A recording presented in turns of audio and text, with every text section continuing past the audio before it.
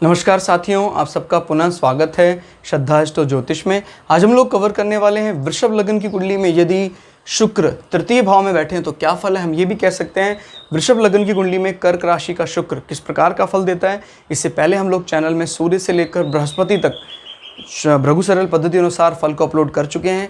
कोई भी व्यक्ति भृगु सरल पद्धति को आधार बनाकर ज्योतिष को सीखना चाहता है, हमारे चैनल को सब्सक्राइब कर सकता है। हम जल्दी ही सूर्य से लेकर राहु केतु तक 9 के 9 ग्रहों का 12 अलग अलग लग्न की 12 अलग अलग राशियों फल को अपलोड करने वाले हैं।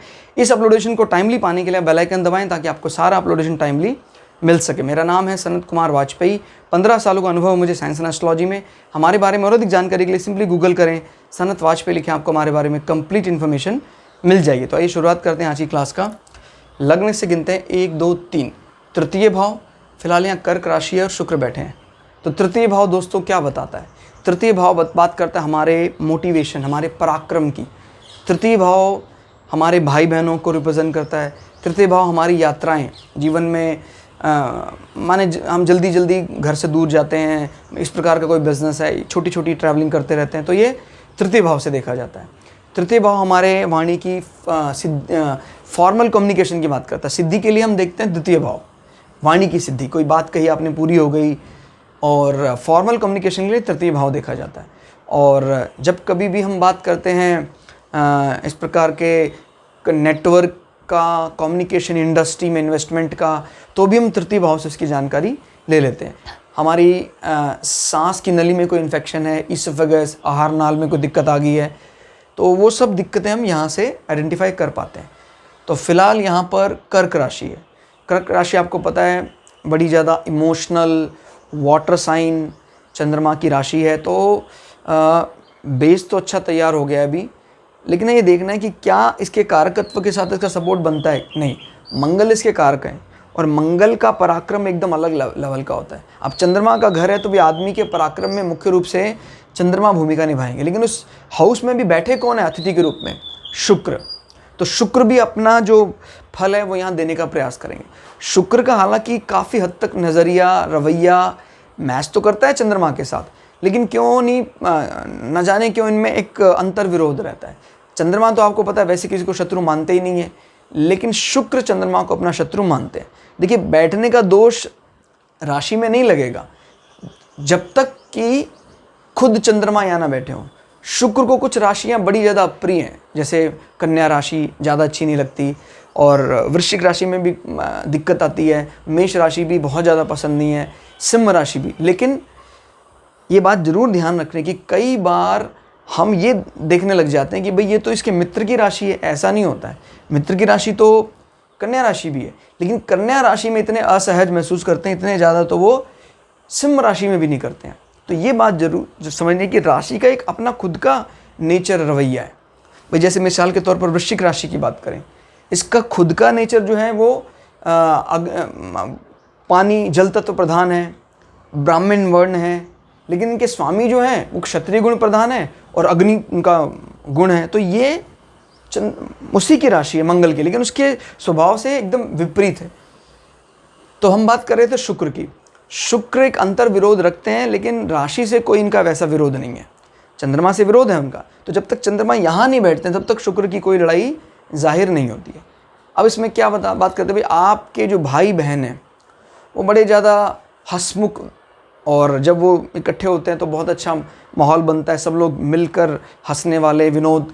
और शुक्र कहीं ना कहीं किसी जातक के जीवन में उसके प्रेम संबंधों को भी रिप्रेजेंट करता है, और अगर पुरुष की कुंडली है तो उसकी भार्या को भी रिप्रेजेंट करता है। तो जब वो उनसे इंस्पायर हो रहा है तो कहीं ना कहीं उस प्रेम को बढ़ाए रखने के लिए आपका पार्टनर, आपकी वाइफ जिम्मेदार होंगी, इसमें कोई दो राय नहीं है। और क्योंकि काल पुरुष की कुंडली में कर्क राशि चतुर्थ भाव आपके भवन को बताती है, तो यहाँ से एक बात थोड़ी और तय हो जाती है कि आपका जो भवन होगा, आपका जो खुद का घर होगा, वहाँ भी बड़ा अच्छा मीठा सा माहौल रहता होगा। अब उसकी पुष्टि यहाँ से होगी, यानी पूरी मोहब्बत। जैसे मान लिया यहाँ से हमने कोई बातें निकाली, वो 80%, बाकी की बची 20% बातें यहाँ कहीं से उसकी पुष्टि हो जाती है। तो ये पुष्टि कर रहा है कि भाई हाँ, कर्क राशि जो काल पुरुष की कुंडली में चौथा भाव है, अगर वहाँ पर अच्छे प्लैनेट बैठे हुए हैं तो वो आपके घर में भी एक प्रकार का हेल्थी माहौल, आपकी माता को भी प्रसन्न रखेंगे। क्लियर हो गया। फिर इसमें लेकिन ये एक ऐड ऑन है, मुख्य रूप से ताकत तो फिलहाल इस कुंडली में इस हाउस को दी हुई है भाई। जैसे 80% पावर इसके पास है, बाकी की 20% चंद्रमा को दे दी, क्योंकि ये कारकत्व में चंद्रमा भी आता है, कर्क राशि आती है, तो वो उस प्रकार से डिवाइड की हुई है। और शुक्र यहाँ बैठकर अपने दो दो हाउसेस की टेक केयर कर रहा है। तो जब आपके मन मस्तिष्क का स्वामी तृतीय भाव में बैठ जाता है तो आप हर काम की शुरुआत किस प्रकार से करेंगे उसके बारे में विचार करते रहते हैं। यानी आपको अपने मोटिवेशन को बनाए रखने के लिए आपको कई बार बड़ा ज़्यादा सोचना पड़ता है। क्लियर होगा, क्योंकि तृतीय भाव में वैसे मंगल कारकत्व होता है जो डिशुम डिशुम की बात करता है, लेकिन आपको वो डिशुम डिशुम अपने वाणी के इमोशनल टच से पूरा करवाना है, किसी को एग्री करवाना है बड़ी ज़्यादा सधी हुई सौम्य वाणी से, मीठी वाणी से। और ये बताता है कभी कभी आप इसीलिए ऐसा सोचने लग जाते हैं क्योंकि चंद्रमा शत्रु तो है ही, तो उस राशि में यानी अगर ये किसी मित्र की राशि होती तो जो पावर उनको वहाँ मिलती, इतनी पावर तो नहीं मिल रही है, तो आपको तुलनात्मक दृष्टि रखनी पड़ेगी।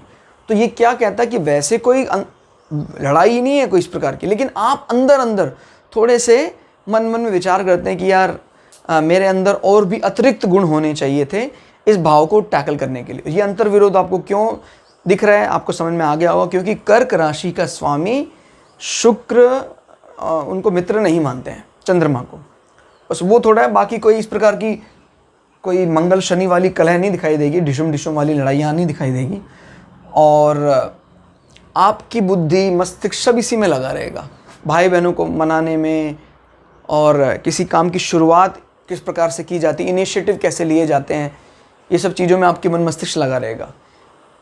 कम्युनिकेशन, फॉर्मल कम्युनिकेशन आपका बहुत अच्छा होगा, इसमें कोई दो राय नहीं है।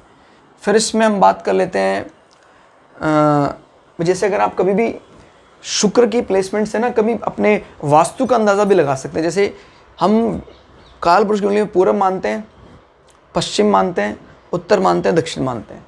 अगर उत्तर की तरफ यहाँ ये है शुक्र, तो आप ये बात निश्चित है अगर शुक्र बहुत बलशाली हैं तो आपके प्लॉट, मकान, बाउंड्री के इस हिस्से में, क्लियर हो गया, नॉर्थ ईस्ट में कहीं ना कहीं कोई अच्छा, कोई या तो फूलों वाली बेल लगी होगी, फूलों का पेड़ लगा होगा, खुशबू वाली कोई चीज़ रखी होगी, तो ये दिखाई देता है शुक्र की प्लेसमेंट से। क्योंकि शुक्र क्या रिप्रेजेंट करते हैं, लताएं, फूलों के वृक्ष, खुशबू, जीवन में सौंदर्य प्रसाधन को बढ़ाने वाली चीज़ें, कोई इस प्रकार का फैशन से रिलेटेड प्रोडक्ट, तो वो चीज़ें भी हम वास्तु के साथ कनेक्ट कर सकते हैं। क्लियर। और अब हमारे छठे भाव का स्वामी भी यहाँ बैठा हुआ है। क्लियर हो गया। छठे भाव का स्वामी, देखो मैं सातवें भाव पे भी उंगली रख रहा था, कारण ये है कि शुक्र कहीं भी हो या राशि कोई भी हो, सातवें भाव कभी भी आपको निकालना है कि क्या, जैसे कई बार क्या हो जाता है कि शनि आके बैठ जाते हैं सातवें भाव में, तो लोग यही कहेंगे भाई शनि बैठे हैं तो विवाह डिले होगा। लेकिन अगर शुक्र कहीं और एक्सेल्ड करके बैठे हों, उच्च के, जैसे यहाँ बैठ जाते हैं शुक्र, तो अगर यहाँ कोई आपको विरोध नज़र आता है उसके बावजूद भी आपका विवाह समय पर हो जाएगा। क्लियर होगा। तो इसलिए याद रखना, शुक्र को कभी भी देखना है तो सातवें के फल को ऐड करके देखना है। सातवें यानी प्रेम संबंध, पार्टनर, लिविंग रिलेशनशिप, इस प्रकार की सारी बातें बिना शुक्र के पूरी नहीं हो सकती है। कोई भी इस प्रकार का प्रोफेशन, चाहे वो प्रोस्टिट्यूट हो और लिंग संबंधी कोई भी इस प्रकार का कार्य है, वो सब शुक्र की इन्वॉल्वमेंट के साथ हो। जब अगर शुक्र बहुत ज़्यादा दूषित हो जाए, और दूषित शुक्र कहीं आय भाव की तरफ इशारा कर रहा है, तो ये बताता है कि ये आदमी व्याभिचार से पैसा कमाता है, देह व्यापार से पैसा कमाता है। क्लियर हो गया। तो हर चीज़ को हम कहीं ना कहीं जीवन में इस प्रकार के जितने भी संबंध हैं जननांग से, उनको शुक्र से जरूर देखना है। हाँ, अब ये रिपु भाव का स्वामी यहाँ बैठा हुआ है, तो क्या मोस्ट कंफर्टेबल पोजीशन है क्या? नहीं। तो ये बात तय है कि कहीं ना कहीं रोग और व्याधियों का शुक्र की दशा में आपके छोटे भाई बहनों को सामना करना पड़ेगा।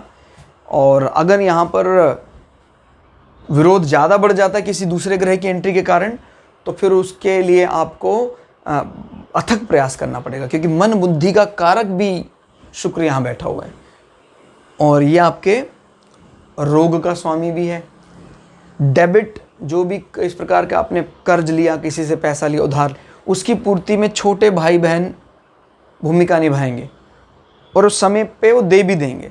लेकिन एक प्रकार का हल्का फुल्का मन मुटाव भी दिखा रहा है यहाँ पर, कि मैं दोबारा बता रहा हूँ क्योंकि चंद्रमा की राशि है, ठीक है।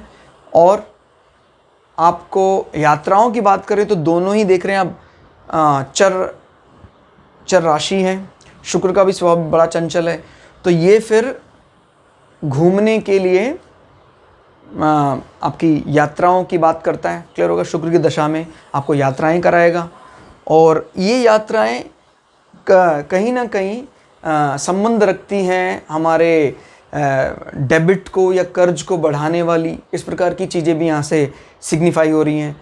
और जब इसका स्वामी यहाँ बैठा होता है तो मतलब क्या है, आदमी इनिशिएटिव अच्छे लेता है, लेकिन उसका एंड जो है वो डिपेंडेंट हो जाता है। क्लियर हो गया, तो याद रखिएगा इनिशिएटिव चंद्रमा के कारण उसमें शुक्र का प्रभाव है, और एंड कहाँ से होगा वो शुक्र पे डिपेंड करता है। तो अगर चंद्रमा और शुक्र दोनों अच्छे हैं तो काम की शुरुआत भी अच्छी होती है, एंड भी अच्छा होता है।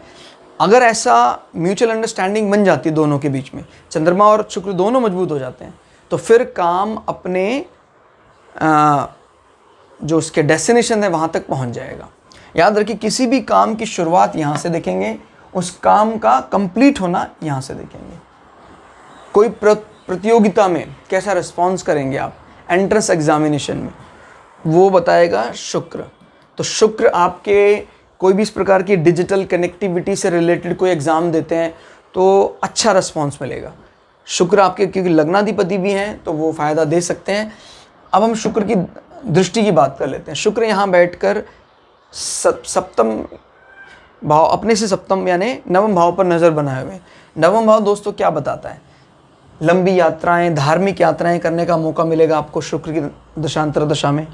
और आप इस प्रकार के कोई अगर हायर डिग्री करना चाहते हैं, डिप्लोमा करना चाहें आफ्टर योर ग्रेजुएशन, तो आप कर सकते हैं। तो याद रखिएगा इसमें, लेकिन बुद्ध का मजबूत होना भी ज़रूरी है, क्योंकि अगर ये मजबूत नहीं होगा तो यहाँ तक हम पहुँच नहीं पाएंगे। क्लियर। पिता के साथ संबंध को बनाए रखने में भी आपका तृतीय भाव एक अहम भूमिका निभाएगा, क्योंकि तृतीय भाव आपके भाई बहन हैं और वो एक ब्रिज का काम करते हैं आपके संबंधों को पिता के साथ बनाए रखने में। क्लियर हो गया। और नवम भाव आपके द्वारा किए गए धार्मिक कृत्यों की बात भी करता है। जब उनका संबंध शुक्र से होता है तो कहीं ना कहीं आप जब कभी भी निर्जला व्रत वगैरह होता है तो जल का दान करते हैं, करना भी चाहिए, इससे आपका भाग्य धर्म दोनों बढ़ेंगे। क्लियर। तो कुल मिला के रिजल्ट यहाँ पर अच्छे दिखाई दिए। आपको क्लास कैसी लगी कमेंट करके ज़रूर बताइएगा। मिलते हैं अगली क्लास में, तब तक के लिए जय श्री भृगु पराशरा, जय श्री शुक्राचार्य, नमस्कार।